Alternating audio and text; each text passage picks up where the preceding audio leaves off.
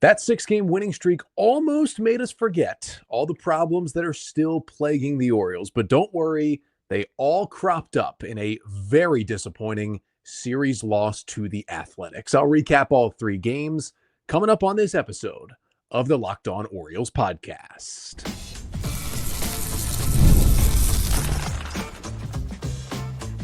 You are Locked On Orioles, your daily Baltimore Orioles podcast. Part of the Locked On Podcast Network, your team every day.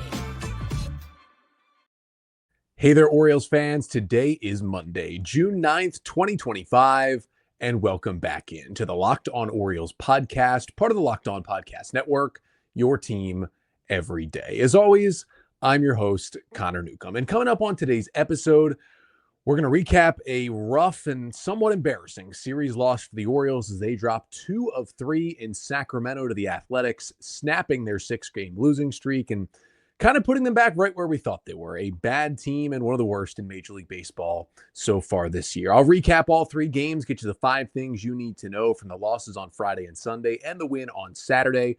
We'll talk about the starting pitching kind of going back in the toilet this weekend, the offense not coming up with the big hit, and the just overall, I don't know. It was fun while it lasted last week, and now once again, here we are. But that's all coming up on this episode of the Locked On Orioles podcast, which is brought to you by Game Time. Download the Game Time app, create an account, and use code LOCKEDONMLB for $20 off your first purchase. So the Orioles dropped 2 of 3 this weekend. Pretty embarrassing series, not going to lie. This Athletics team was on a 3-20 stretch, something like that, where they were playing actually worse than the Rockies for a stretch there. They couldn't pitch at all. They got a solid lineup.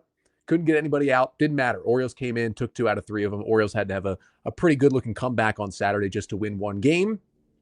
And while the Orioles won 6 in a row, swept the White Sox, swept the Mariners, starting pitching was great, we knew the offense still did basically nothing in those 6 games, and that continued this weekend. It's just, I don't know. It's probably because they finally looked good for a stretch, winning 6 in a row, winning 9 out of 11. You're like, hey, this is the Orioles team we thought they would be coming into 2025. We got a glimpse of that here in early June. That's probably why I feel like this series loss hurts more than any since, I don't know, mid-April, when we kind of knew this Orioles team was not as good as we thought.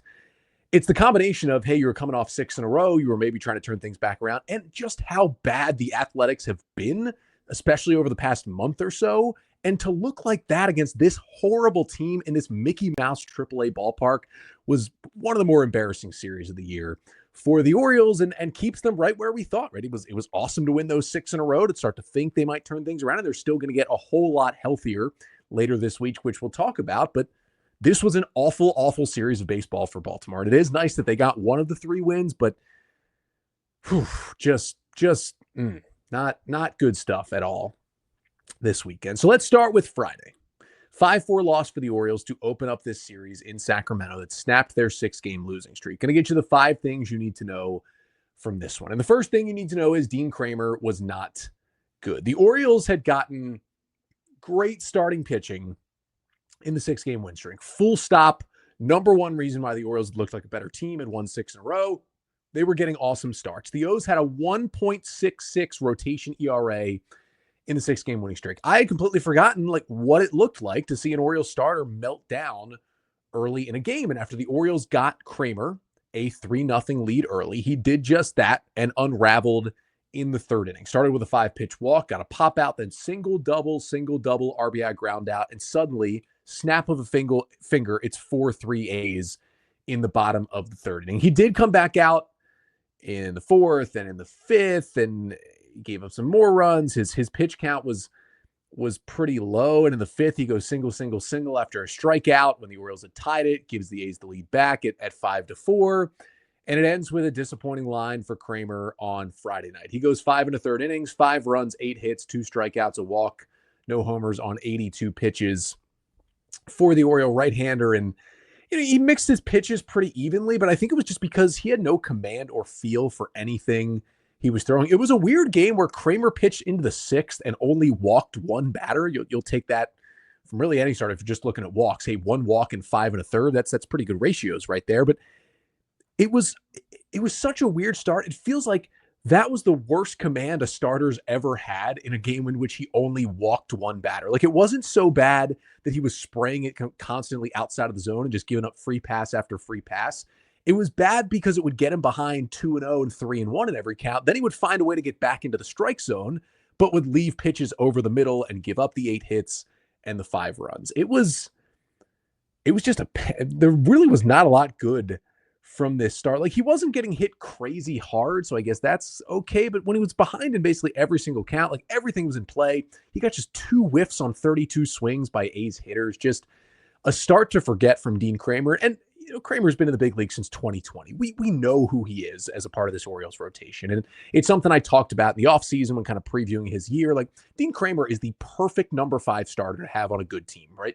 He can get close to carrying rotation at times, going to have his struggles at times, but he's going to eat some innings. He's got a large pitch mix. It's not a super high ceiling, but he seems to have a high floor when it's all said and done. But as you push Kremer into bigger and bigger places in the rotation, then number 5, some of the warts on him start to stand out. And again, it's been a 4.98 ERA on the season now for Kremer. That's a little higher than you would expect. You expect him like a low to mid 4s ERA, and he's still a useful pitcher in this rotation, obviously. But there's going to be some up and downs, and the downs tend to look bad sometimes. And this was certainly one of the downs on Friday. Now, the second thing you need to know from Friday's loss is that the bullpen did do a great job of keeping it a 1-run game. Yennier Cano, Keegan Aiken, Seranthony Dominguez, and Gregory Soto combined to go 2 2/3 scoreless, 3 hits, 6 Ks, and no walks. And Tony Mansolino did keep using his high leverage guys, right? Kremer left the game. It was 5-4 in the 6th inning, and the Orioles were losing, but you're only down 1. And knowing that the offense would have chances to score against a bad A's bullpen and a park that's really hitter friendly, I think it was smart to, hey, we're going to do everything we can to keep this at a 1-run game, pitch our best guys, and give the offense a chance. Unfortunately, the offense didn't score anymore after that, and they lose the game 5-4. But it is kind of funny to look at the Orioles bullpen right now, a bullpen that allowed just 1 run all weekend. It was the starters who were giving up the runs. I think you would consider, all 4 of the guys used Friday, Cano, Aiken, Dominguez, Soto, plus Baker, Bautista, and Kittredge, all high leverage guys. It leaves you just 1 out of your 8 relievers as a quote unquote low leverage guy. That's a really good spot to be in a bullpen. So yes, it was nice that Mansolino went to the high leverage guys to keep it at a 1-run deficit, but also pretty much everybody he can go to is pitching well enough and has the stuff and the skill right now to be a high leverage arm. And that puts your pen in a nice spot. Now, it does feel kind of wasted on a team that's 12 games under 500, but the bullpen really performing well at the moment. Now, the third thing you need to know from this one is that it didn't matter that the bullpen kept it a 1-run game because the Orioles really never got that big hit late. Now, they got some big ones early. Dylan Carlson, who grew up just outside of Sacramento, kind of a homecoming series for him, had a 2-run homer off J.P. Sears with a runner on third and 2 outs in the second, put the Orioles up 2-0. A hit with a runner in scoring position. Carlson also walked twice in this game. And it was nice to see him get a start against a left-handed pitcher who he's been, Carlson's a switch hitter. He's historically been much better against lefties from the right side of the plate, but he was only 1 for 10 against lefties coming in. So good to see him hit one out of the ballpark there. But that was kind of it for the O's. That was the only hit they got with runners in scoring position. They went 1 for 9 on the night. And, you could say their best swing was kind of stolen from them in the 4th inning, right? Kobe Mayo and Carlson draw back-to-back walks against Sears, and then Jorge Mateo comes up, who got the start against the lefty Gunnar Henderson, getting kind of the half day off on Friday, just crushes a ball to the left center field gap, looks destined to be a 2-run double to put the Orioles back up 5-4. And A's rookie center fielder Denzel Clark comes out of nowhere with one of the most unbelievable catches you'll see to haul it in for the final out of the inning and save 2 runs. It was pretty spectacular. So that was a good swing, just bad result with runners in scoring position. After that, the chances did not look so good. You had 6th inning with 1 out. You had an Urias single and a Mayo double, gave you second and third. Then Carlson and Mateo both strike out to end the inning. Laureano was on second, got there on an error in the 7th, and O'Hearn Cade versus TJ McFarland to end the inning. And then you had Kowser double and Gunnar and Carlson walk in the 7th. In the 8th. That was a huge spot. 1 out, bases loaded.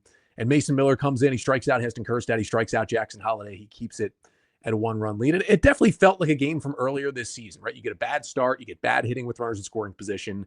At least they kept it close. It didn't look like one of those blowout losses. But again, Orioles did not do enough from the offensive side. But there were some individual performances, and the fourth thing you need to know from this one is Ramon Laureano did return to the Orioles lineup on Friday. He'd been on the injured list since May 24th and out since May 20th with a sprained left ankle after he had that awkward fall in the outfield in Milwaukee, and it looked much worse, but ended up being just a mild ankle sprain. He was activated off the injured list on Friday. The Orioles had him DH in this one, just to give him maybe one more like half day off, but he was right in there, hitting third against the left-handed starter. He did come through in the third inning of his sac fly, and that one made it 3-0 O's. And obviously, Ramon Laureano is not going to be your long-term three hitter, but they needed a right-hander in there to break up all the lefties you want to hit at the top, even though Gunnar had the partial day off, with Gunnar and Jackson and Ryan O'Hearn, and now Cowser back in the lineup.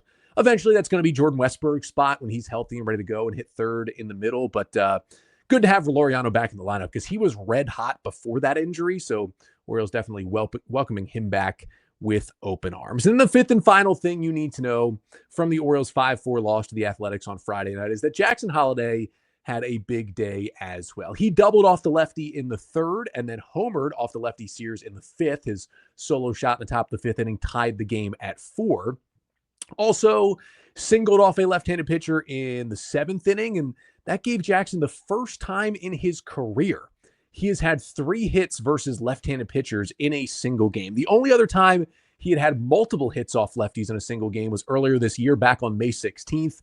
The 5th 3-hit game of Jackson's career, of his season, I should say, they've all come in May or June. And it was his 4th career game with multiple extra base hits as he had the homer and the double to go along with the single in this one. Really good day for Jackson. Just continues to swing the bat well and pushing for potentially an all-star reserve spot, which would definitely be awesome for him here in 2025. But not enough from him. Orioles offense could not get that big hit as they lose 5-4 to open the series and end the 6-game winning streak. But no better time than then to turn it around and try to start a new streak. And that is what the Orioles did. Got a W to even up the series on Saturday night. I'll tell you how they did it coming up next. But first, this episode of the Locked On Orioles podcast is brought to you by Wonderful Pistachios. Are you looking for a snack that's both delicious and nutritious?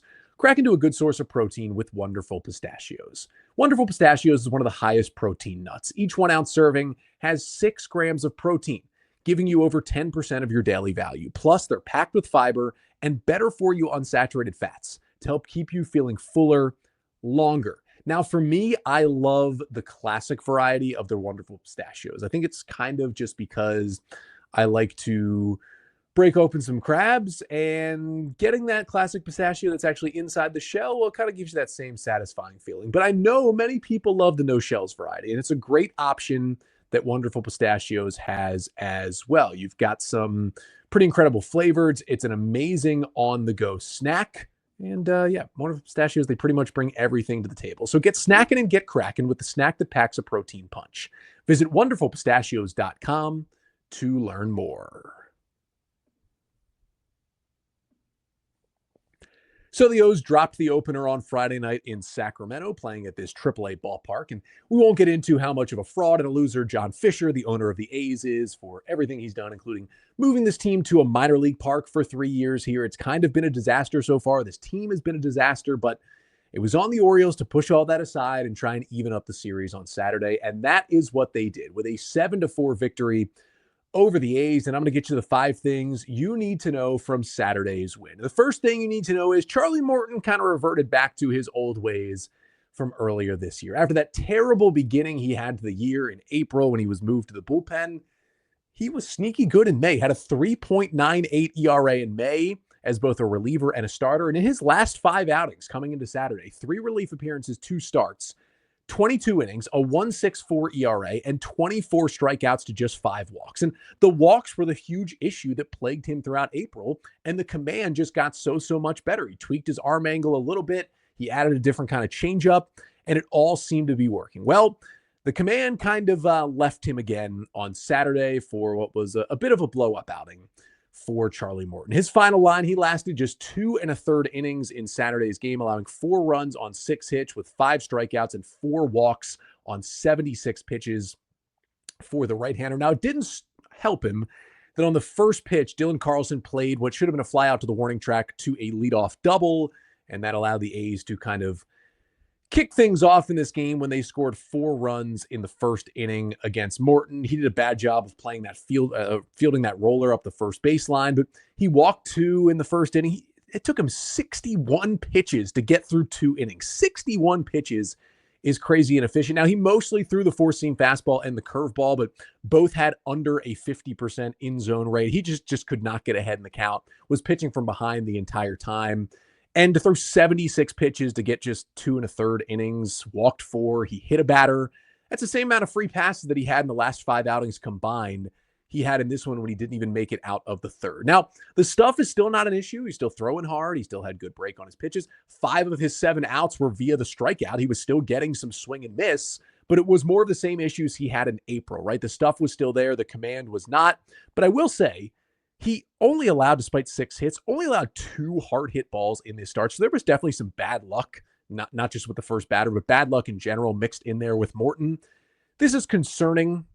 I think he'll probably still get at least another start in the rotation because there was some weird stuff going on here, but not what you love to see. But second thing you need to know is the Orioles won this game because of what Matt Bowman did out of the bullpen. Came into the third inning, Orioles already down 4-1. Bullpen in a kind of a middling spot, not super well rested, but not super gassed either. But he's kind of the de facto long man in the bullpen at this point. He also hadn't pitched since May 28th. He was on 9 days of rest because the Orioles were playing all those close games against the White Sox and the Mariners, and they were using all their high leverage guys and just kind of never brought Bowman in. Well, he faces the A's lineup one time through, goes a season high 2 1/3 innings, scoreless with 2 Ks and 2 walks, just the 4th time in his career he's pitched more than 2 innings in relief, and the first time with the Orioles, and then faces the reality of baseball as he gets DFA'd on Sunday. But shout out to him for that awesome outing, which was kind of the reason the Orioles were able to stick around and stay in this game. And the third thing you need to know from Saturday's win is that outing from Bowman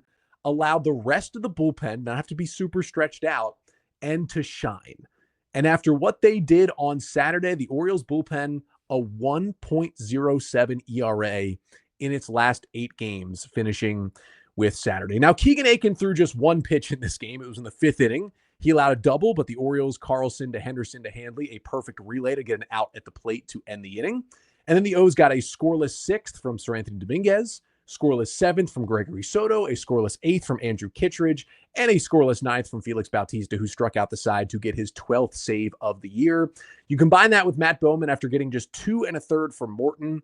The Orioles bullpen did this: 6 2/3 innings, 2 hits, no runs, 9 strikeouts, and 4 walks. It was just an incredible outing. They may think, hey, Connor, it's pretty impressive to do that. Yeah, that doesn't happen very much with your bullpen. The last time the Orioles bullpen had that many scoreless innings in a game, right? Pitched that long, had to cover that many innings, and they were scoreless. You got to go back to April 3rd of 2023 in Texas against the Rangers. You may remember this game.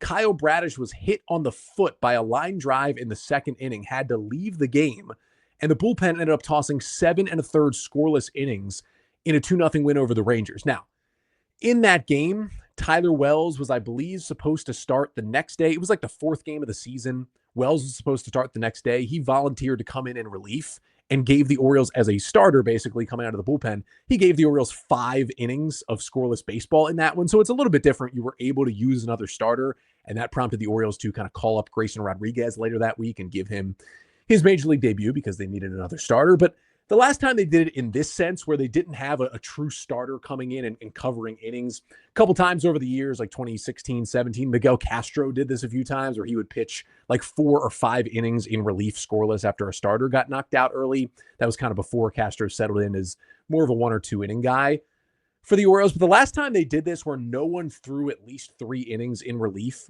and still went at least 6 2/3 scoreless like the O's did Saturday, you got to go back to June 20th of 2008.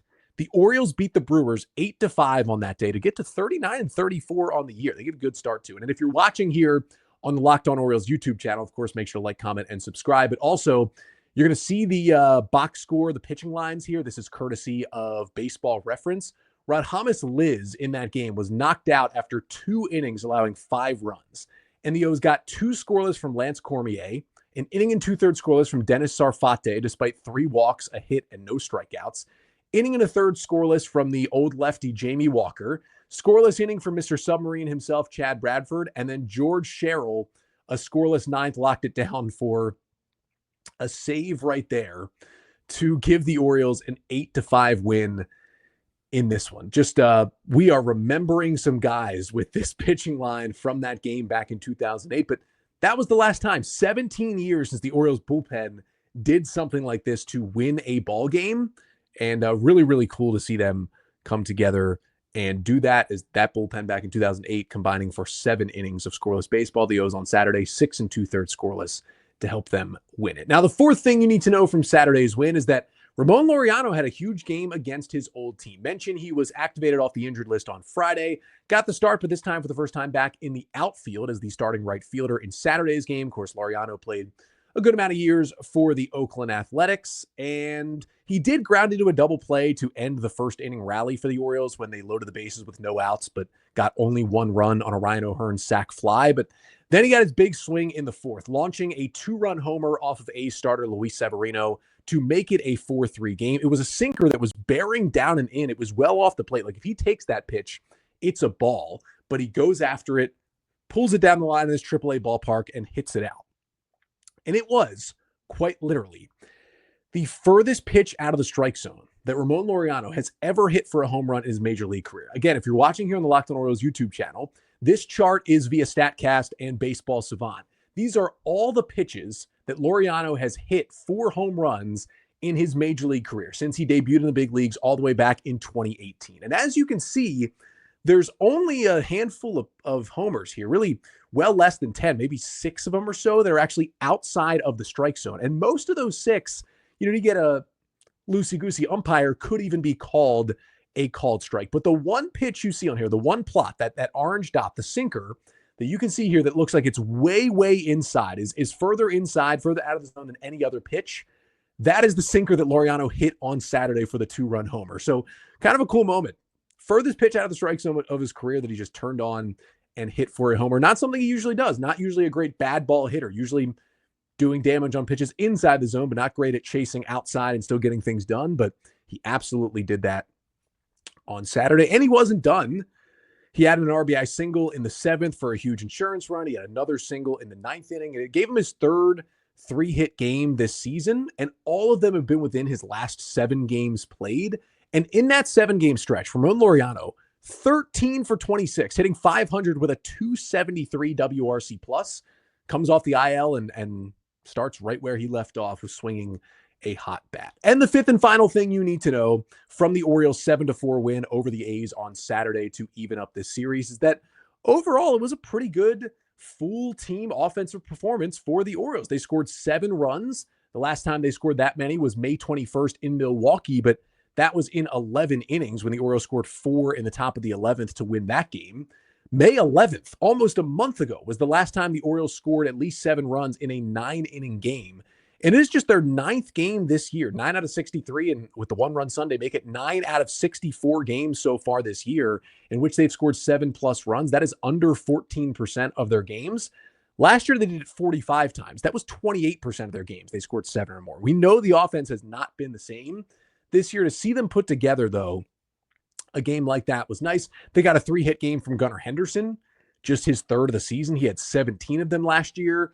Colton Cowser had the big swing, right? Destroyed that go-ahead solo homer in the 6th to put the Orioles up at that time 5-4, hit it 112 off the bat, traveled 455 feet into the river in Sacramento. Longest home run of Cowser's career, the 5th hardest hit ball of his career, and the 13th longest homer by any major league player in 2025. And the 455 feet, this fastball that Cowser just crushed off of Severino, was the longest homer by an Oriole since August 8th of 2023, when Ryan Mountcastle hit a 2-run shot off of Framber Valdez of the Astros that went 472 feet at Oriole Park, which cleared both bullpens up onto the concourse in left center field. First time I've ever seen a hitter put a ball up there. And it's been almost 2 years since an Oriole hit a ball that far on a homer. And hey, they went 3 for 8 with runners in scoring position. That's much better than usual. They worked 4 walks. The offense just looked a whole lot better. And nice to see a comeback, right? They went down 4-1 in the 1st inning. That's happened a lot this year. They've generally rolled over. They did not roll over on Saturday. They kept fighting back. The bullpen was great, and they win the game to even up the series. So even after the disappointing Friday night loss, they still have a chance to get out of Sacramento with a series win and keep the good times rolling. And instead, they laid an absolute egg on Sunday to lose this series. We'll talk about it to finish off the show coming up next. But first, this episode of the Locked On Orioles podcast is also brought to you by Game Time. Have you ever decided at the last minute to head to a ball game with friends or family? Maybe it's game day and you suddenly realize you want to be in the stands. That's exactly where Game Time comes in. It's the easiest way to grab last minute tickets without the stress. With the money you save on tickets, you can splurge on food, drinks, merch, or even invite a bigger group to come with you. Game Time makes it possible. Game Time makes buying tickets fast and simple.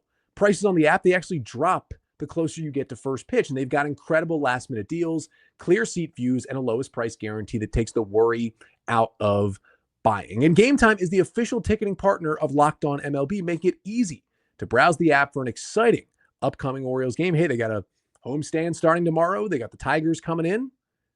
Easy way to get tickets over at Game Time. So take the guesswork out of buying tickets with Game Time. Download the Game Time app, create an account, and use code LOCKEDONMLB for $20 off your first purchase. Terms apply.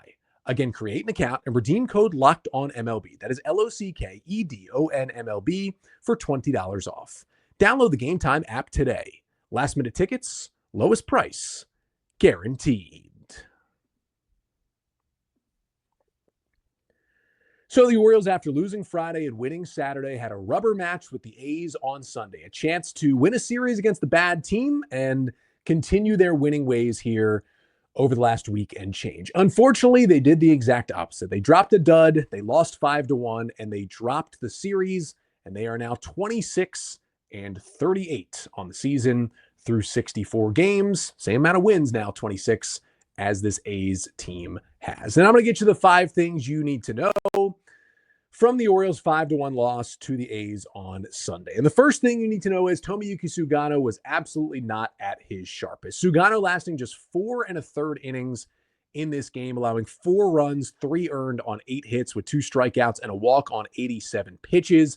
Just the second shortest start of the season for Sugano. The only shorter start was his major league debut in Toronto in the first weekend of the year when he lasted only 4 innings. That's because he left that game with hand cramps. He left with injury. He was back out there warming up for the 5th and then came out of the game. I'd have to think he would have recorded at least 1 out, if not more, in that inning. So basically, without injury involved, shortest start of the year for Sugano, a guy who has really eaten innings for this team. And now his defense didn't help him. It was initially 2 errors that the Orioles made in that 3-run second for the A's. Now, neither error was egregious, and one of them on Rivera was actually then changed to a hit. And both were hard hit balls, but it was 3 outs left out there. Gunnar had a chance to turn a slick double play on a hard hit bouncer to him. Instead, he turned it into 0 outs. So again, there are plays that have been made for Sugano earlier this season to allow him to get through these innings, and they just weren't made. And that's going to happen sometimes, especially when you don't miss bats, where he got just 4 whiffs on 45 swings by the A's hitters. That can be the downside of Sugano when you are not missing bats and you're allowing a lot of balls in play, especially a lot of hard hit balls in play, which Sugano certainly allowed on Sunday. You're playing with fire. And Sugano's good enough that he's worked around it a lot, and he's been a fantastic addition, no questions about that, to this Orioles rotation in 2025. But games like this are going to happen from time to time. And it wasn't a complete blowout, right? 4 runs, 3 earned. You're still keeping your team in the ball game. But when the ball is in play that often, bad things are going to happen sometimes if your defense isn't making stellar plays, and they certainly weren't on Sunday. I think more concerning is that Sugano hasn't been nearly as pitch efficient in his last couple of starts. Like, he's pushing 30, 40 plus pitches in the first 2 innings the last few times he's been out there. What makes him good is that he can get outs early in counts and work deeper into games when he's rolling. Even when he's looked good, like even his last start, he went 7 innings, a 1-run ball. He threw like 40 pitches in the first 2 innings before he settled down. So that's certainly something to monitor as he goes back out there the next time this weekend. Second thing you need to know from Sunday's loss is that Scott Plewett made his Orioles return. The O's, who acquired the right-handed pitcher for cash from the Braves on Friday after he was DFA'd by Atlanta. Jordan Adams was DFA'd to initially make room for Plewett on the roster, and then Matt Bowman was DFA'd on Sunday to make room for him on the active roster. Rough break for Bowman, who gave the Orioles a super valuable 2 2/3 innings of relief on Saturday, but Bowman threw 42 pitches. He wasn't going to be available for a couple of days. The Orioles needed a fresh arm, and they liked Bleuette. They wanted to get him on the roster. Bowman was kind of the move that had to be made to get a fresh arm, so it was made. Hopefully Bowman again clears waivers and sticks with the organization. But you may know Scott Bleuette because he was originally claimed off waivers from the Twins by the Orioles back on April 14th, and he made 2 appearances out of the Oriole bullpen and threw 4 1/3 scoreless, 5 hits, 6 Ks, and a walk. But then the Orioles, with so many starting pitching injuries, they needed another starter, and they had to get Brandon Young up to the big leagues. So Bleuette, even though he'd been pitching well, was DFA'd off the roster on April 19th. The Orioles sent him to the Braves for cash, and with Atlanta, he was kind of up and down. He made 11 appearances. He made 1 start as kind of an opener. He threw 16 1/3 innings, 16 hits, 13 Ks, 10 walks, 5 homers, a 5.51 ERA in his time with Atlanta. Now, they had stretched him out some.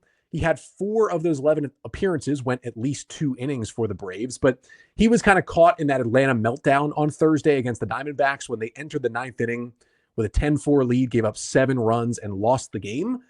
5 of those earned runs were charged to Bleuette, and he was DFA'd the next day, actually to make room for Craig Kimbrell to rejoin the Atlanta bullpen for 1 day, and then he was DFA'd. But for Scott Bleuette, it's got good stuff. He looked good with the Orioles earlier. It's a 4-seam fastball, slider, splitter mix. The Orioles even kind of reworked the splitter when he came over here the first time to give it some more movement. Both that and the slider definitely have some funky movement, allows him to get righties and lefties out.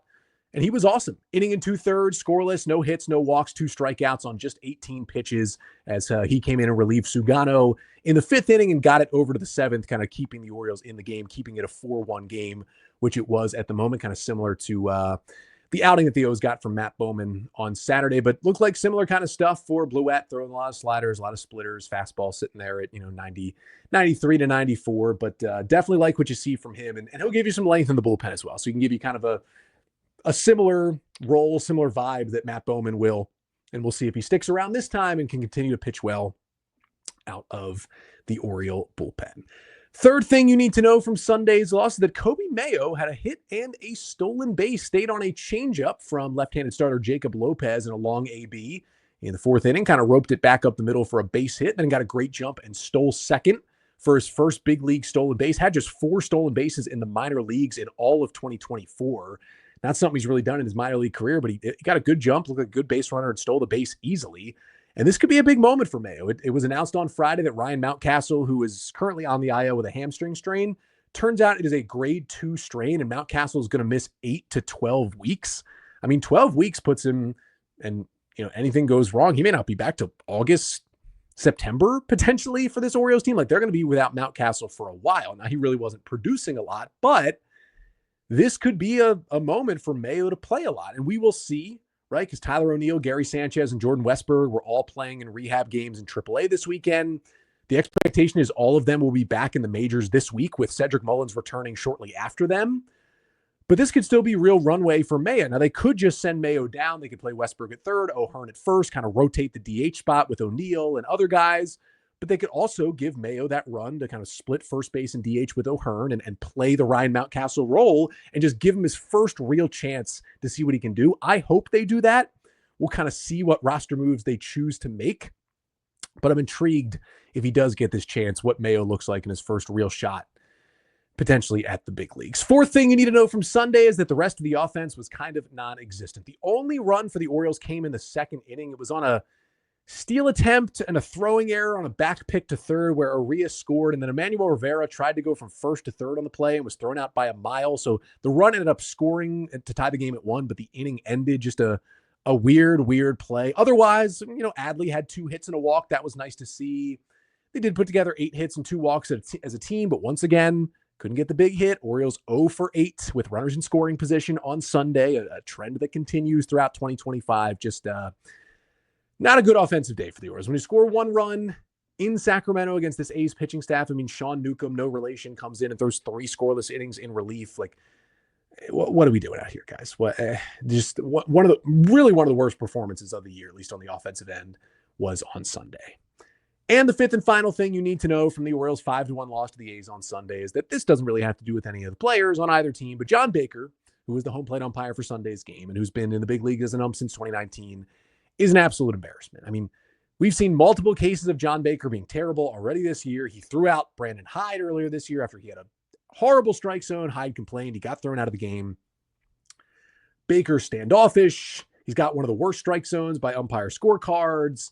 He loves to get in arguments. He goes at managers generally. He's not just one to sit back. He instigates, which is not what you're there to do as an umpire. He very much loves to make the game about him.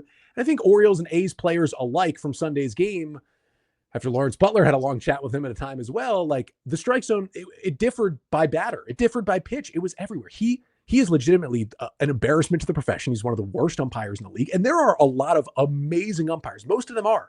But the 5 or 10 of them, including John Bacon, who are just ridiculously bad at this. And I know the margins are thin, but are so much worse than some of the best umpires in the league. They are the reason why people are excited to get the automatic ball strike challenge system that reports say is potentially coming to Major League Baseball in 2026. We saw it in spring training. I think we need it in the big leagues. And it's guys like John Baker. And if you have a bad strike zone, you don't have to compound the issue by acting like he does. And he does. Choose a struggle, dude. Like, you can't be bad at your job and look like the third character in Beavis and Butthead. Like, you got to choose a struggle here. You can't have both.